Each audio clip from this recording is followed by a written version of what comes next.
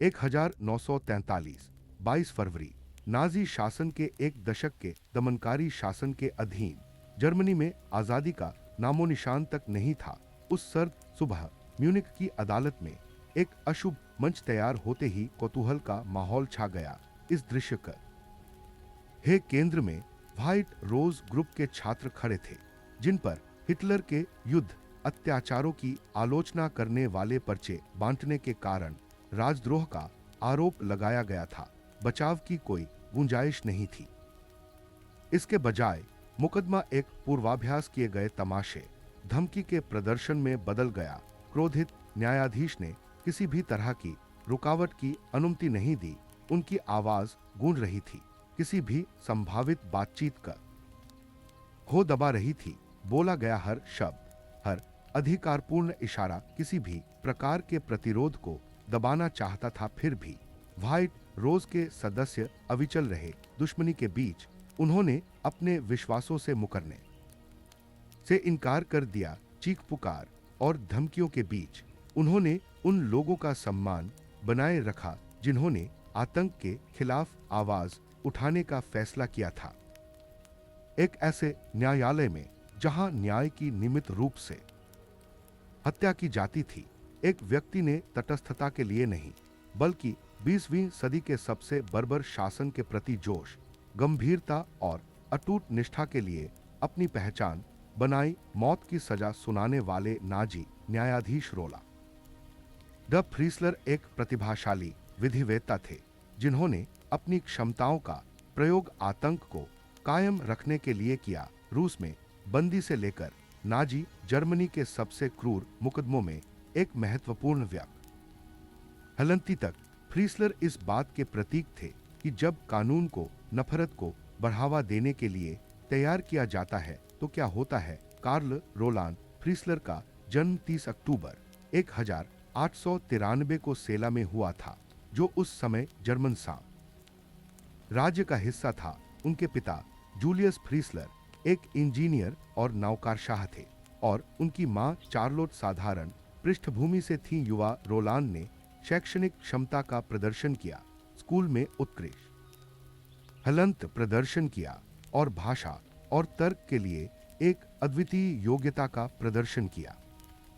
प्रथम विश्व युद्ध के दौरान फ्रीसलर कील विश्वविद्यालय में कानून की पढ़ाई कर रहे थे, लेकिन 1914 में युद्ध छिड़ जाने के कारण उनकी शिक्षा रुक गई। इसके बाद वे इंपीरियल जर्मन सेना में एक फाहनेनजंकर के रूप में शामिल हुए और 22वीं डिवीजन के साथ अग्रिम मोर्चे पर युद्ध देखा। युद्ध में उनके पराक्रम के लिए उन्हें आयरन क्रॉस द्वितीय श्रेणी की उपाधि से सम्मानित किया गया। अक्टूबर 1915 में पूर्वी मोर्चे पर युद्ध के दौरान वे घायल हो गए और इंपीरियल रूसी सेना ने उन्हें बंदी बना लिया, युद्धबंदी के रूप में। फ्रीसलर ने रूसी भाषा में निपुणता हासिल की और रूसी क्रांति के बाद मार्क्सवाद में रुचि लेने लगे। उनके बंदी शिविर का प्रबंधन करने वाले अनंतिम बोल्शेविक प्राधिकरण ने 1917 से 1918 तक खाद्य आपूर्ति समन्वय के लिए उन्हें शिविर कमिसार के रूप में नियुक्त किया। बाद में सोवियत संघ में स्टालिन के महायुद्ध के दौरान फ्रीसलर ने मास्को मुकदमों में भाग लिया और अभियुक्तों के खिलाफ कार्यवाही का अवलोकन किया। बाद में फ्रीसलर ने नाजी जर्मनी के विरोधी सोवियत संघ के साथ सहयोग के आरोपों का खंडन किया। फिर भी रेड्स के साथ कमिसार के रूप में उनके अतीत की कानाफूसी ने जर्मनी में उनके बाद के राजनीतिक जीवन को खराब कर दिया। 1918 में रिहा होने और जर्मनी लौटने के बाद फ्रीसलर ने अपनी कानूनी पढ़ाई जारी रखी। रूसी भाषा में उनकी दक्षता ने उन्हें अपने कई समकालीनों से अलग किया और उन्होंने 1922 में जेना विश्वविद्यालय में कानून में अपनी डॉक्टरेट की थीसिस पूरी की। इस दौरान युद्ध क्षतिपूर्ति, अत्यधिक मुद्रास्फीति और वर्साय की संधि द्वारा थोपी गई अपमानजनक परिस्थितियों के कारण जर्मन समाज अशांत था। जिससे राजनीतिक अस्थिरता बढ़ रही थी। उग्रवादी समूह उभरे, जैसे कि नाजी पार्टी, जिसका नेतृत्व भड़काऊ भाषण देने वाले एडोल्फ हिटलर ने किया। शुरुआत में फ्रीसलर का इस पार्टी से कोई संबंध नहीं था। इसके बजाय उन्होंने कानून का अभ्यास किया और विभिन्न राजनीतिक रूप से संवेदनशील मामलों की पैरवी की, जिससे अदालत में उनकी जुझारू उपस्थिति के लिए उन्हें ख्याति मिली। 1920 के दशक के अंत में फ्रीसलर ने चरम दक्षिणपंथी राजनीति की ओर रुख किया और अंततः 9 जुलाई 1925 को 679 सदस्यों के साथ नाजी पार्टी में शामिल हो गए। उन्होंने कैसल में नगर पार्षद के रूप में भी काम किया, जहां उनके वाक्पटु भाषणों और कानूनी विशेषज्ञता ने उच्च पदस्थ नाजी अधिकारियों का ध्यान आकर्षित किया।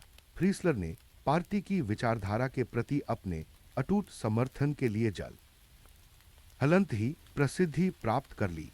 उन्होंने ऐसे बड़े बदलावों का प्रस्ताव रखा जिनमें व्यक्तिगत स्वतंत्रता पर जर्मन जनता की सामूहिक इच्छा को प्राथमिकता दी गई। अपने सार्वजनिक भाषणों में उन्होंने राज्य के शत्रु माने जाने वाले लोगों की निंदा की, जिनमें उनके विचार में यहूदी, समाजवादी और हिटलर तथा नाजी पार्टी के आलोचक शामिल थे। 24 मार्च 1928 को फ्रीसलर ने मैरियन रसिगर से विवाह की।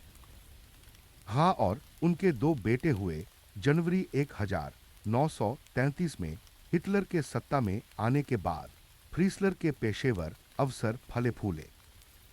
नए शासन के तहत नाजियों द्वारा लोकतांत्रिक संस्थाओं के विध्वंस को उचित ठहराने के लिए कानून ही दिमागों की आवश्यकता थी और फ्रीसलर इसके लिए पूरी तरह तैयार थे। फरवरी 1933 में हंस कारेल के अधीन नाजी अधिग्रहण के बाद प्रशिया के न्याय मंत्रालय में मंत्रिस्तरीय निदेशक नियुक्त किए गए। फ्रीसलर ने कार्मिक मामलों की देखरेख की और यहूदी कर्मचारियों को शुद्ध करने के लिए अपनी शक्ति का उपयोग किया। कानूनी ग्रंथों पर उनकी महारत, त्वरित सोच, प्रभावशाली अदालती व्यवहार और नाजी विचारधारा को उनके उत्साहपूर्ण अपनाने के कारण वे नाजी जर्मनी में सबसे अधिक भयभीत न्यायाधीश बन गए, जो उनके आंतरिक कानूनी ढांचे के भीतर नाजीवाद का प्रतीक था।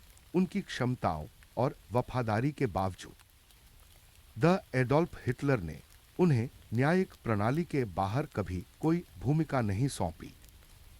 इसके बाद उनके भाई ओसवाल्ड फ्रीसलर, जो एक साथी वकील थे, ने राजनीतिक कारणों से प्रेरित होकर जर्मन समाज पर नाज ही नियंत्रण को मजबूत करने के उद्देश्य से मुकदमों के दौरान विरोधियों का बार बार बचाव करने के कारण उन्हें राजनीतिक रूप से बदनाम कर दिया। गौरतलब है कि ओसवाल्ड ने इन अदालती कार्यवाहियों के दौरान नाजी पार्टी का बैज पहना था, जिसकी प्रचार मंत्री जोसेफ गोएबल्स ने आलोचना की और इसकी सूचना एडोल्फ हिटलर को दी गई, जिसके परिणाम स्वरूप उन्हें पार्टी से निष्कासित कर दिया गया।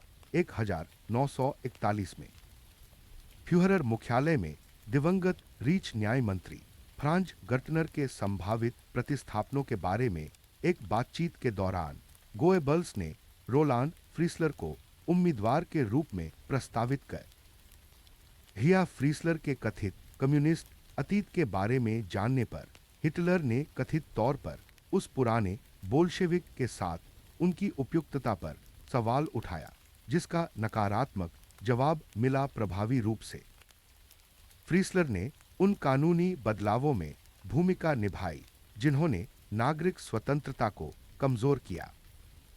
बिना मुकदमे के स्थायी हिरासत की अनुमति देने वाला कानून लागू किया गया और राजनीतिक उल्लंघनों के लिए विशिष्ट न्यायिक प्रक्रियाएं लागू की गईं, जिसमें मूलतः सभी प्रकार की असहमति शामिल थी।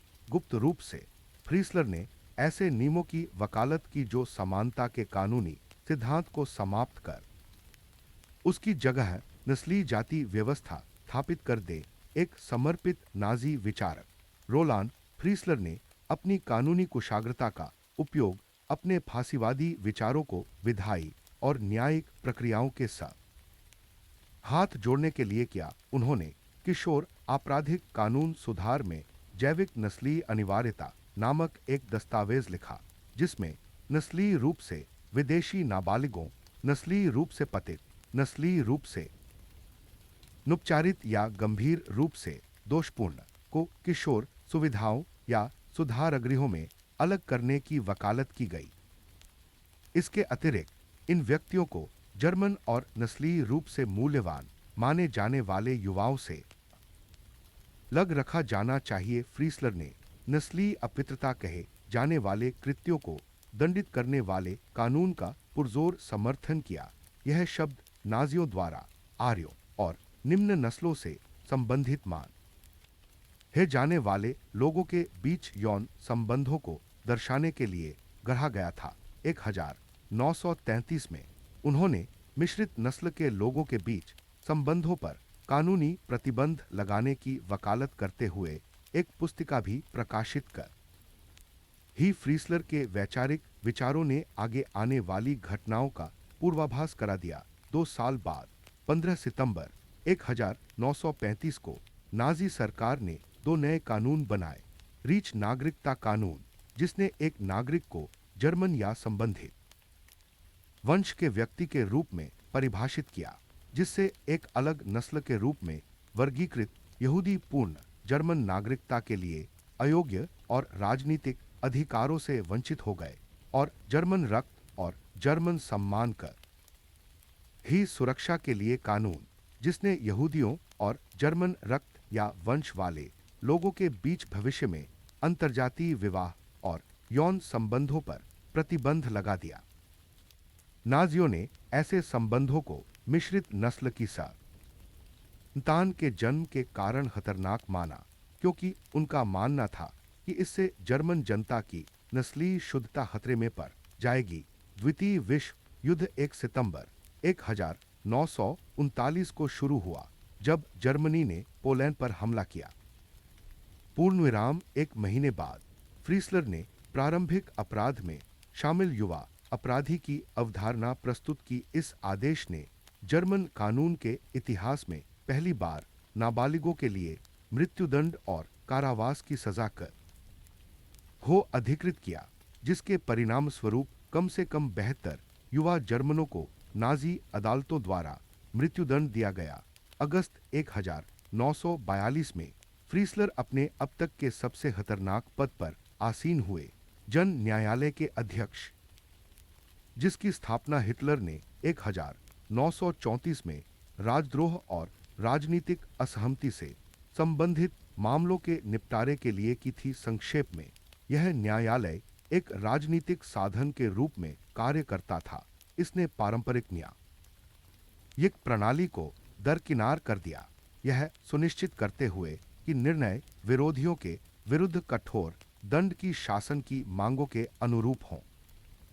फ्रीसलर के कार्यकाल में जन अदालत ने हजारों लोगों को कारावास या मृत्युदंड की सजा सुनाई थी। फिर भी उनके नेतृत्व में फांसी की सजाओं में अभूतपूर्व वृद्धि देखी गई। लगभग 90% दोष सिद्धि दर का दावा करते हुए उन्होंने 1942 और 1945 के बीच 5,000 से ज्यादा मृत्युदंड हाय जन अदालत के अध्यक्ष के रूप में फ्रीसलर के शुरुआती महत्वपूर्ण मुकदमों में से एक म्यूनिक के एक शासन विरोधी छात्र समूह व्हाइट रोज के खिलाफ था। फरवरी 1943 में गिरफ्तार किए गए व्हाइट रोज के प्रमुख सदस्यों पर फ्रीसलर के सामने मुकदमा चला। एक सार्वजनिक सुनवाई में उन्होंने उन्हें राष्ट्रीय गद्दार करार दिया और प्रतिवादियों को डराने धमकाने के लिए अपमानजनक गालियों और आडंबरपूर्ण सवालों की एक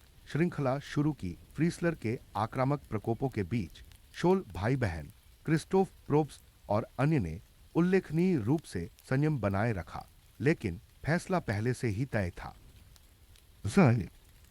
भी को मृत्युदंड मिला। फ्रीसलर के अदालती व्यवहार में नाटकीयता और धमकी का मिश्रण था। वह नियंत्रण के साधन के रूप में अपमान की वकालत करते थे, प्रतिवादियों को डांटते थे, उनके इरादों पर सवाल उठाते थे और असहमति को जर्मनी के युद्ध प्रयासों के विरुद्ध राजद्रोह करार देते थे। गवाहों ने पुष्टि की कि वह अक्सर लाल रंग का न्यायिक चोगा पहनते थे, गुस्से में बेंच पर मुक्का मारते थे और प्रतिवादियों को देशद्रोही, कीड़ेम कोड़े या परजीवी कहकर संबोधित करते थे। मुकदमे अक्सर जल्दी निपटाए जाते थे, केवल कुछ घंटों तक चलते थे और प्रतिवादियों के पास अपने मामलों की तैयारी और बहस के लिए सीमित समय होता था।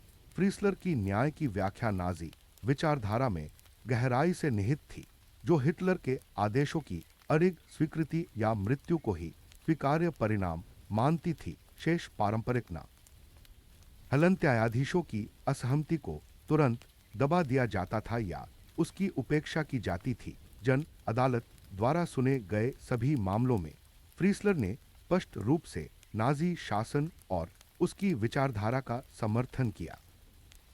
मुकदमों में फ्रीसलर का तरीका कानूनी सीमाओं और न्यायाधीशों के नैतिक मानकों को लांघ गया और कानून का दुर्भावनापूर्ण और विकृत तरीके से इस्तेमाल किया। एक समर्पित राष्ट्रीय समाजवादी होने के नाते उन्होंने न्याय करने का अपना इरादा इस तरह घोषित किया मानो वे स्वयं एडोल्फ हिटलर हों। मुकदमों के दौरान फ्रीसलर के चिल्लाने से ध्वनि तकनीशियनों के लिए प्रतिवादियों के जवाब रिकॉर्ड करना चुनौतीपूर्ण हो जाता था। कई बार उनका चिल्लाना इतना तीव्र हो जाता था कि माइक्रोफोन की सेटिंग काफी कम करनी पड़ती थी। फ्रीसलर के नेतृत्व में जन न्यायालय का स्वरूप स्पष्ट रूप से राजनीतिक था। मुकदमों में वे अभियुक्तों को सार्वजनिक रूप से अपमानित करते थे, उन्हें बोलने का बमुश्किल ही मौका देते थे और बार बार उन्हें टोकते और डांटते थे। इसके अलावा कार्यवाही को संभालने का उनका तरीका पूरी तरह से अतार्किक था। प्रतिवादियों का यह सुनियोजित और लक्षित अपमान मौखिक और गैर मौखिक दोनों तरह से होता था। उदाहरण के लिए नाजियों ने अभियुक्तों को और अधिक अपमानजनक रूप से बिना बेल्ट के बड़े पुराने कपड़े दिए।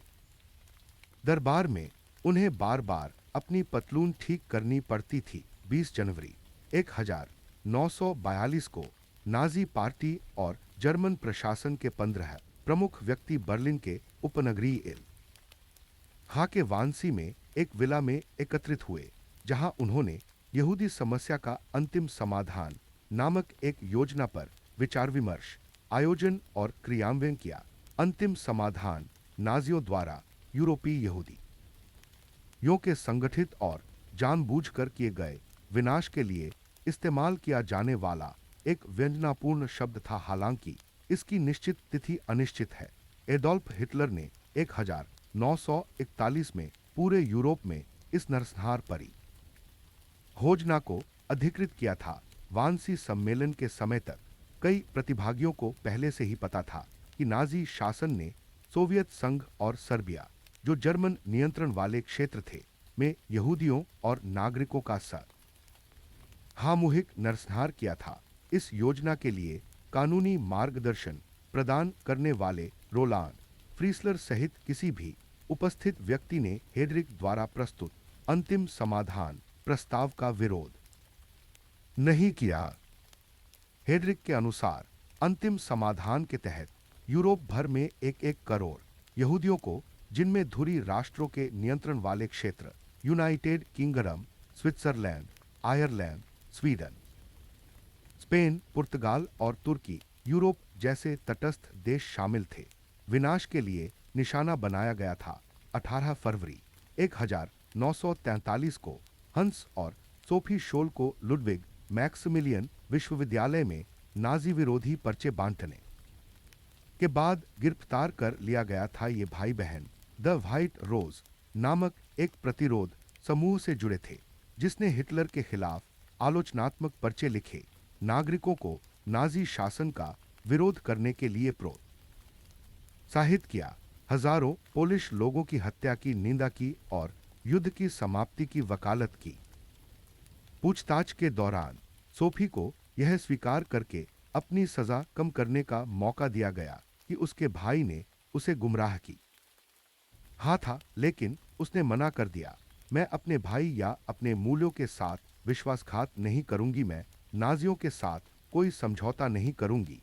22 फरवरी 1943 को फ्रीसलर विशेष रूप से उनके मुकदमे की निगर हानि के लिए म्यूनिख गए। अदालत कक्ष में सोफी शोल ने फ्रीसलर से यह कहकर सबको चौंका दिया, किसी न किसी को तो यह शुरू करना ही था। हमने जो लिखा और व्यक्त किया उस पर कई अन्य लोग भी विश्वास करते हैं। उनमें इसे उतनी निर्भीकता से व्यक्त करने का साहस नहीं है जितना हमने किया। उन्होंने फ्रीसलर की बात बीच में ही काटते हुए कहा, आप जानते हैं कि युद्ध हार चुका है। आप इसे स्वीकार करने का साहस क्यों नहीं जुटाते? 6 घंटे की सुनवाई के बाद जैसा कि अनुमान था, फैसला दोषी का आया। फ्रीसलर ने उन्हें फांसी की सजा सुनाई थी। हालांकि सार्वजनिक रूप से फांसी दिए जाने पर उन्हें शहीद होने से बचाने के लिए यह तय किया गया कि उनका सिर कलम कर दिया जाएगा। 19 अप्रैल 1943 को जज फ्रीसलर को व्हाइट रोज सदस्यों के दूसरे मुकदमे की जिम्मेदारी सौंपी गई। शुरुआत में उन्होंने अभियुक्तों पर आक्रामक रूप से चिल्लाते हुए कहा, राष्ट्रीय समाजवाद को तुम जैसे गद्दारों के लिए दंड संहिता की कोई जरूरत नहीं है। यह मुकदमा जल्दबाजी में होगा। यह चेतावनी देते ही एक सहायक ने उन्हें दंड संहिता दिखाई, जिसे फ्रीसलर ने तुरंत प्रतिवादियों की मेज की ओर फेंक दिया, जिससे उनमें से एक को सिर पर चोट लगने से बचने के लिए चकमा देना पड़ा। अंतिम फैसले में 3 को मौत की सजा, 9 को जेल की सजा और 1 को अप्रत्याशित रूप से बरी कर दिया गया। उपन्यासकार एरिक मारिया रेमार्क की बहन एल्फ्रीडे स्कोल्स फ्रीसलर के पीड़ितों में से एक थी। 10 मई 1933 को नाजी प्रचार मंत्री जोसेफ गोएबल्स के आदेश पर रेमार्क की किताबों को देशद्रोही करार दिया गया और बाद में उन पर प्रतिबंध लगा दिया गया। सभी पुस्तकालयों से प्रतियां वापस ले ली गईं और देश भर में उनके प्रचलन या प्रसार पर प्रतिबंध लगा दिया गया। या इस बीच एरिक जर्मनी से चले गए, जबकि उनकी बहन एल्फ्रीडे अपने पति और बच्चों के साथ वहीं रहीं। फिर भी जब उनके मकान मालिक ने उन्हें यह कहते सुना कि नाजियों द्वारा संचालित युद्ध हार गया है, तो उन्हें गिरफ्तार कर लिया गया। इस बयान के कारण उन्हें बाद में नाजी पार्टी को सौंप दिया गया, जिसके कारण उन पर जर्मनी के युद्ध प्रयासों को विफल करने का प्रयास करने का आरोप लगा। मुकदमे के दौरान फ्रीसलर ने एल्फ्रीडे स्कोल से कहा, तुम्हारा भाई हमारी पकड़ से बच निकला है, लेकिन तुम हमसे बच नहीं पाओगी। 16 दिसंबर 1943 को एल्फ्रीडे स्कोल्स का गिलोटिन से सिर कलम कर दिया गया। जैसे जैसे युद्ध आगे बढ़ा, जर्मनी में माहौल और भी निराशाजनक होता गया और शासन के प्रति जनता का समर्थन कम होने लगा। बुद्धिजीवियों, सैन्य अधिकारियों और आम नागरिकों का एक बढ़ता हुआ गठबंधन हिटलर को उखाड़ और फेंकने की व्यवहार्यता पर विचार करने लगा। 20 जुलाई 1944 को पूर्वी प्रशिया स्थित हिटलर के मुख्यालय वुल्प्स लेयर में हिटलर पर हुए असफल हत्याकांड के दौरान षड्यंत्रकारियों को बाद में जन अदालत के हवाले कर दिया गया। इसके बाद हिटलर के सुरक्षा तंत्र ने बड़ी संख्या में संदिग्धों को गिरफ्तार किया। फील्ड मार्शल इरविन रोमेल को आत्महत्या के लिए मजबूर किया गया, जबकि colonel Claus von Stauffenberg, general Friedrich Olbricht और कर्नल जनरल लुडविग बेक जैसे अन्य लोगों को या तो तुरंत फांसी दे दी गई या उन्हें अपनी जान लेने के लिए मजबूर किया गया। इस षड्यंत्र में शामिल कई अन्य लोग होने पर फ्रीसलर ने जन अदालत में मुकदमा चलाया। इन मुकदमों में फ्रीसलर की कुख्यात क्रूरता चरम पर थी। उन्होंने कुछ षड्यंत्रकारियों का उनके कुलीन वंश के लिए उपहास किया और उन्हें कायर करार दिया, जिन्होंने अग्रिम पंक्ति के सैनिकों के साथ विश्वासघात किया था। रिकॉर्डिंग के लिए कैमरों से सुसज्जित अदालत कक्ष ने इन अशांत मुकदमों के दौरान नाजी शासन के निर्मम न्याय को उजागर करत हे हुए प्रचार के साधन के रूप में काम किया। इस तख्तापलट के प्रयास के पीछे के उद्देश्य बहुआयामी थे और पूरी तरह से होलोकॉस्ट के दौरान किए गए अत्याचारों से जुड़े नहीं थे। कई षड्यंत्रकारियों ने यह सुनिश्चित करने के लिए भी काम किया कि अंतिम समाधान जारी रहे। फिर भी अधिकांश का एक अधिक व्यावहारिक उद्देश्य था, हिटलर के बढ़ते तर्कहीन नेतृत्व के परिणाम स्वरूप जर्मनी की आसन्न आपदा को रोकना। इन घटनाओं के बाद हिटलर ने षड्यंत्रकारियों के लिए एक लंबी खोज शुरू की। अगस्त 1944 तक कुछ अभियुक्तों को सजा सुनाने के लिए फ्रीसलर के सामने लाया गया। हिटलर ने मांग की कि दोषी पाए गए लोगों को मवेशियों की तरह फांसी पर लटका दिया जाए।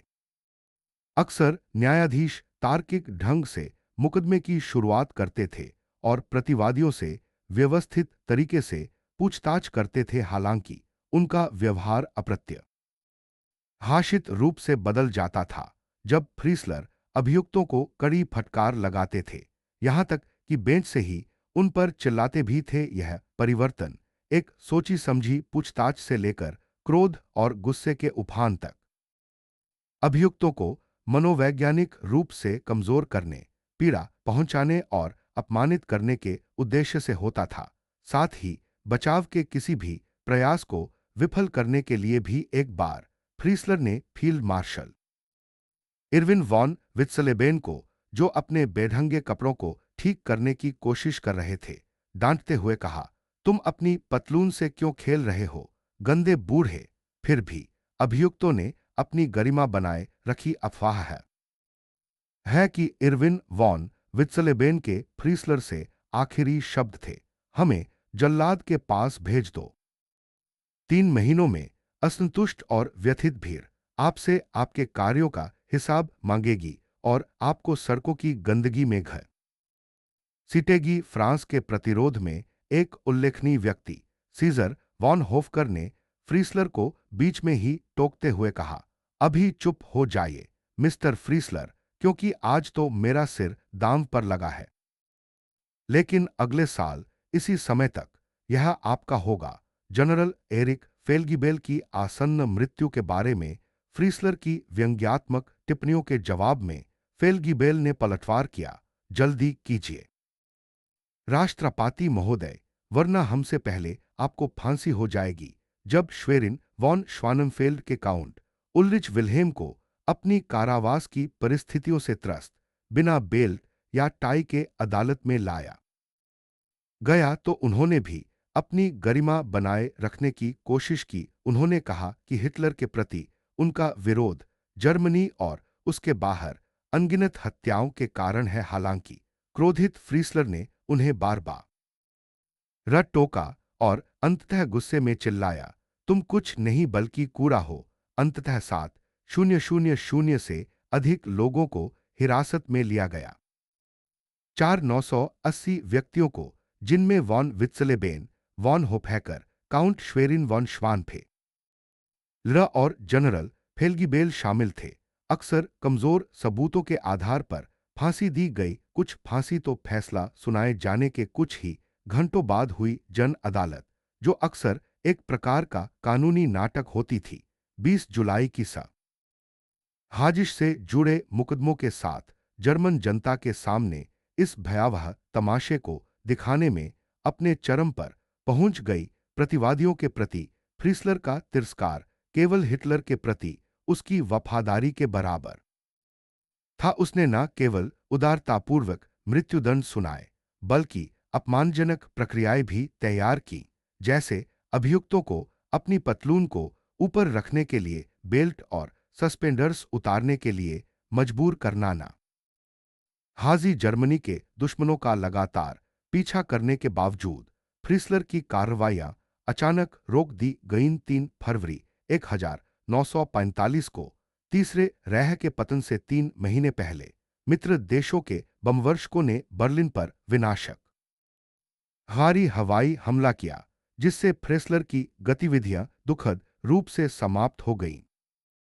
51 वर्षीय न्यायाधीश की मुकदमे के दौरान एक चिनाई का खंभा गिरने से मृत्यु हो गई, जिससे उनकी तत्काल मृत्यु हो गई। प्रत्यक्षदर्शियों ने बताया कि उन्होंने उन्हें एक प्रतिवादी की केस फाइल पकड़े हुए पाया। एक दुखद मोड़ यह आया कि कई मृत्युदंडों का सूत्रधार मई 1945 में जर्मनी के बिना शर्त आत्मसमर्पण का गवाह नहीं अनुस्वर बन सका। युद्धोत्तर सहयोगी अदालतों ने तृतीय रैह की आपराधिक न्याय प्रणाली को भंग कर दिया, जिसके कारण फ्रिसलर जैसे न्यायाधीश या तो मर गए या जेल में बंद हो गए। हालांकि नाजी शासन में शामिल कुछ ही कानूनी अधिकारियों को उनके कार्यों के लिए जिम्मेदार ठहराया गया।